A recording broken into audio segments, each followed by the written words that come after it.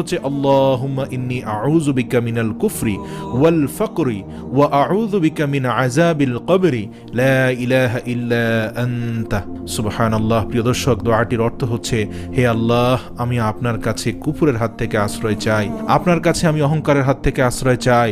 ইয়া আল্লাহ, আমি কবরের আযাবের হাত থেকে আপনার কাছে আশ্রয় চাই, আপনি ব্যতীত আর কোনো ইলাহ নেই। প্রিয় দর্শক, এই ফজিলতপূর্ণ দোয়াটি আপনারা মুখস্থ করে নেবেন এবং আপনারা প্রতিদিন এই দোয়াটি ইবাদতের পর পবিত্র অবস্থায় 3 বার করে পড়বেন।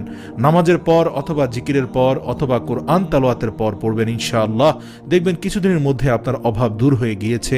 ইনশাআল্লাহ আপনি অর্থের মালিক হয়ে গিয়েছেন, সম্পদের মালিক হয়ে গিয়েছেন। আপনার মনের যে নেক আশা ছিল তা আল্লাহ রাব্বুল আলামিন পূরণ করে দিয়েছেন।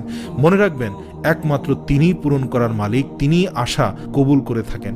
প্রিয় দর্শক, আমরা আল্লাহর কাছে চাইব, নিজে পরিশ্রম করব এবং আল্লাহর উপর পরিপূর্ণ আস্থা